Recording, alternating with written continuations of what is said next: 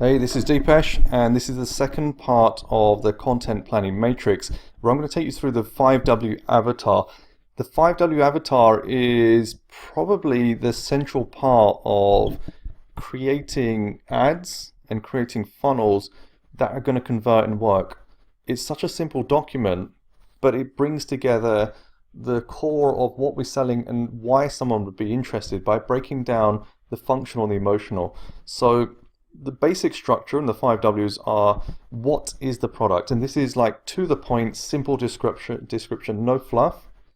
Who am I actually selling to? Now, given any kind of business, you may have more than one avatar. So if you're selling a watch, for example, one avatar could be men that are 25 to 45 and love fast cars, for example. Your second avatar could be women who are also 25 to 45 and also love fast cars.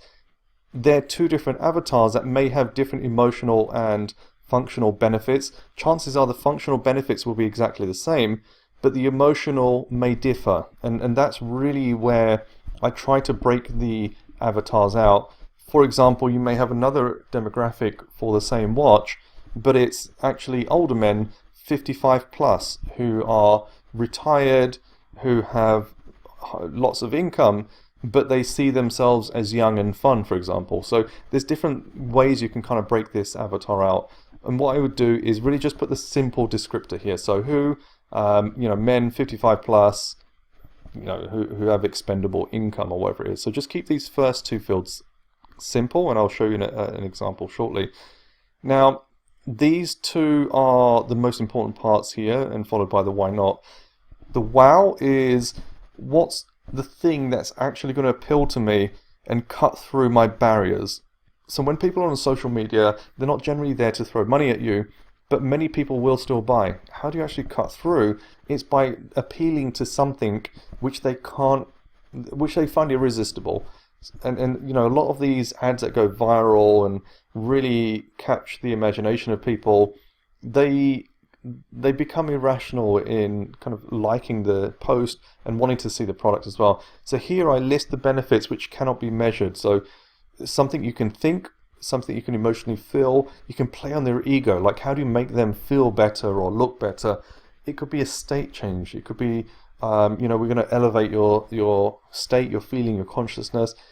A pain and a solution. This is one of the core things around coaching and courses, for example. It's a lot of it is about pain and solution. When you're selling physical products, maybe there's not a pain, but maybe there's a state change. Like, for example, if you're selling cool outdoor gear, for example, the state change is that when you put this jacket on, you're going to look good, you're going to feel good, you're going to have a great time. Think about Coca-Cola, for example. If you think about their emotional and intangible benefits, it's sugar water. Like, if anyone had come to you and said, I've got this sugar water, I want to sell it online, where would you even start? And Coke have developed this over the years, but they have many, many emotional hooks. Having a good time, socializing with friends, etc., etc. You look at their ads, even the Christmas ones with the holidays are coming and you've got the Santa truck, there's something about family and being together and stuff. So they're always playing on emotionals. The functional benefits, they're the most obvious thing. So, and you should list these out: shipping times, product fill, the fit of the item, comfort, any money back, whether you're selling a physical product, a digital service, etc. It's all the list of functional benefits of your product, your program, or your brand. And I guarantee that if you actually list this out, you would find yourself mostly leaning towards these when you're writing your copy, you're creating your ads. And I want you to shift over to here. So really each line here on the left hand side becomes a different angle for you to test. I don't recommend you throw everything into a single ad because you will overwhelm that person. Focus on a single emotional or intangible benefit. You can have some functional benefits as well, but they become your hooks.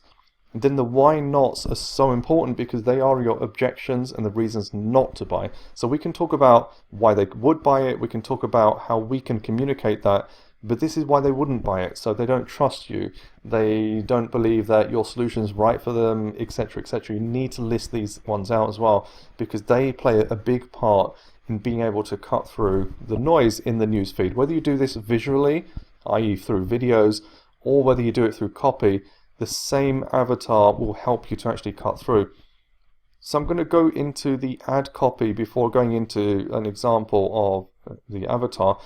When I'm writing add copy, and again I do this consciously, but I've broken it down here to help you break down your own thought process.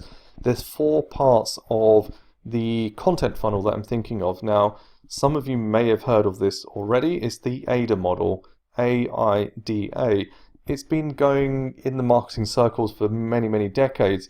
It's such a simple but such a good model that explains a lot of how I actually see content play out, and actually a lot of my funnels is taking them stage by stage into the different states.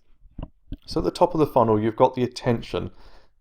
For me, when it comes to copy, I'm thinking about a big, bold statement. It's reaching for the problem or opportunity, because when that ad comes up in the newsfeed, it doesn't matter if you've got 100 words, you've got 1,000 words, you've got, it could be the most amazing and the most persuasive piece of copy you've ever written.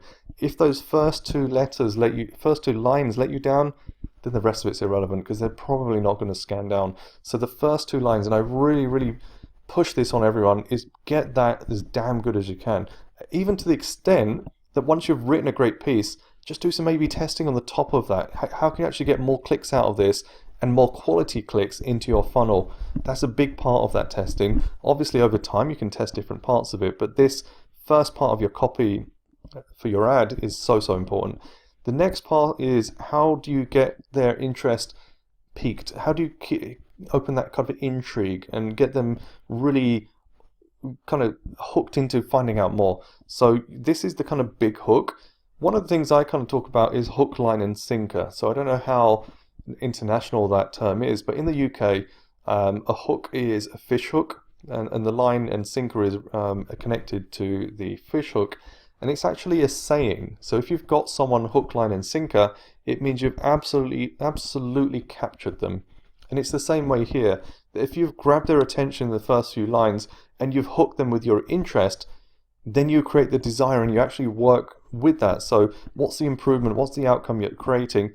And then get them to do something. Like, so often I see ads that have a great kind of story arc and they take people through, and then it ends. And then they're relying on the learn more or book now or click here to kind of find out. But they're not actually writing it in the ad copy. Like, why not? People are reading that far. Say, click here to do this. Tell them what the outcome is. Click here to download this. Click here to view this. Click here, whatever it is.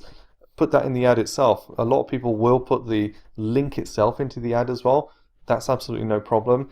Do be aware that Facebook are generally against link redirect platforms like Bitly. At the moment, they're not banning or saying you can't do that, but there are suggestions that it can impact your reach. So that's just something to be aware of. A lot of people just paste their own URLs in as well. But just give them an action, be clear. So that's the kind of 5W avatar and ad copy.